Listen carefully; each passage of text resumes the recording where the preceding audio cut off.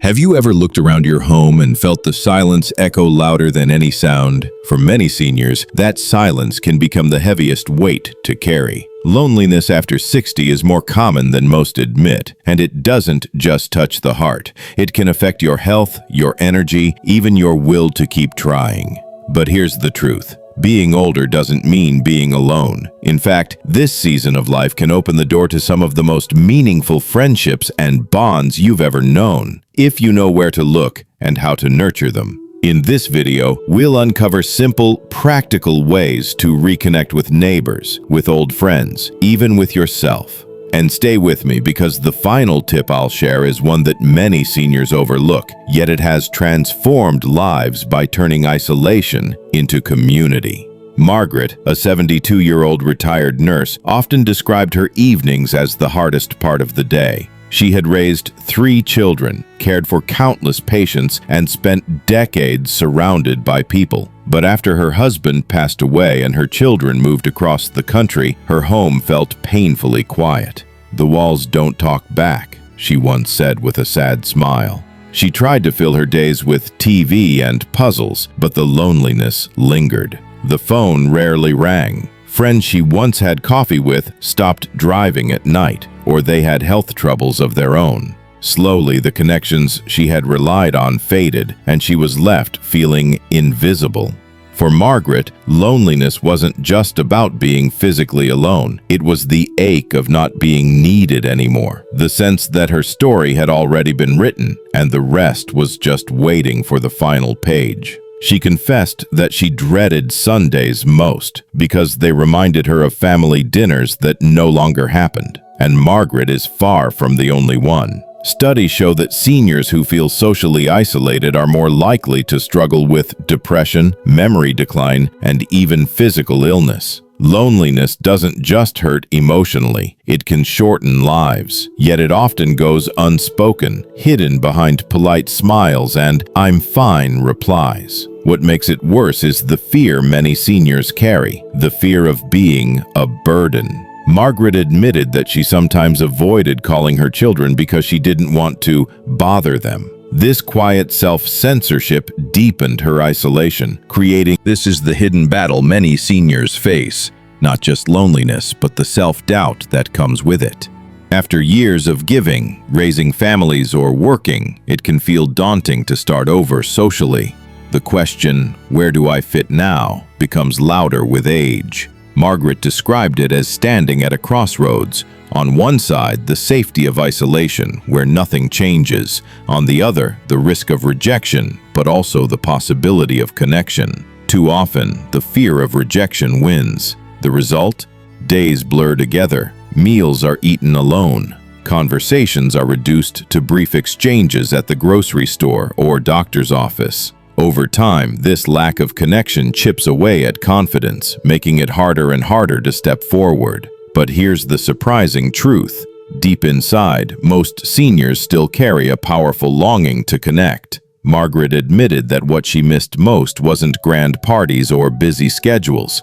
It was the simple, everyday bonds. Laughing with a friend over tea, sharing a story with someone who truly listens, feeling the warmth of belonging. Without these small but vital connections, life can begin to feel empty, like a book missing its middle chapters. And that emptiness is why so many seniors quietly yearn for change, even if they struggle to say it aloud. Margaret's story mirrors that of millions.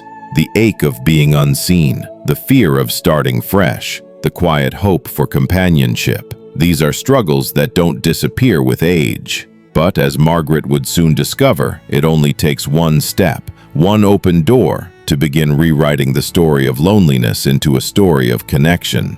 Margaret's turning point came on a Tuesday morning. She received a flyer in the mail about a local senior center hosting a coffee and conversation gathering. At first, she almost threw it away.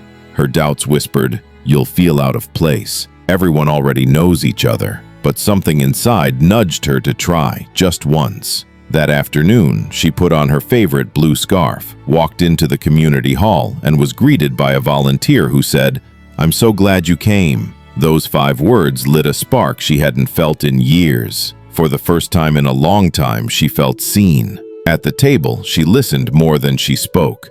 But as the conversation turned to favorite recipes, Margaret found herself laughing. Whether it's saying yes to a local group, reaching out to a neighbor, or even reconnecting with someone from the past, the act of reaching opens doors that loneliness tries to keep shut. For Margaret, community didn't erase her grief, but it gave her something she thought she had lost, a reason to look forward to tomorrow. Margaret's journey didn't stop at the senior center. Encouraged by her new friends, she began exploring other ways to strengthen her sense of belonging. She joined a volunteer group that visited homebound seniors once a month, bringing meals and companionship. "I thought I was helping them," she later said, "but the truth is, they were helping me." Through these visits, Margaret realized something profound. Connection isn't only about receiving, it's also about giving. Sharing her time and kindness gave her days a fresh sense of meaning. Each smile she received reminded her that she still had so much to offer. She also discovered the beauty of reconnecting with old bonds. One evening, she picked up the phone and called a high school friend she hadn't spoken to in decades. To her surprise, her friend was overjoyed. They laughed like teenagers again, promising to keep in touch. That call became a lifeline for both of them. And then there were the small daily acts. Margaret made a habit of waving to her neighbors, striking up conversations at the grocery store, and even writing handwritten notes to people she cared about. None of these gestures were grand, but together they built a web of connection that turned her world from isolated to intertwined. What Margaret learned, and what every senior can take to heart, is that meaningful community is built step by step. It doesn't require perfect confidence or endless energy. It requires willingness, the courage to show up, the openness to listen, and the generosity to give. And once those first steps are taken, the bonds that grow can become some of the most beautiful and life-giving relationships of all. Margaret's story reminds us of something many forget. Loneliness may feel permanent, but it isn't. With one small act of courage, a phone call, a visit, a smile, you can begin to weave connections that transform not only your days, but your heart. After 60, life is not about shrinking into the background. It is about discovering new circles, new friendships, and new ways of being part of the world. The truth is, connection is not measured by how many people surround you, but by the depth of the bonds you nurture. For Margaret, it was a coffee gathering. For George, it might be teaching children to read. For you, it could be as simple as saying hello to the neighbor you've never spoken to. Every bond matters. Every step toward connection creates ripples that bring light back into your days. And when you choose connection, you choose life full, meaningful, and beautifully shared. Now, I'd love to hear from you. What's one small way you've found to stay connected after 60? Maybe it's a weekly call with a friend, joining a local group, or even starting a new tradition at home. Share your story in the comments. It may inspire someone else who feels alone today.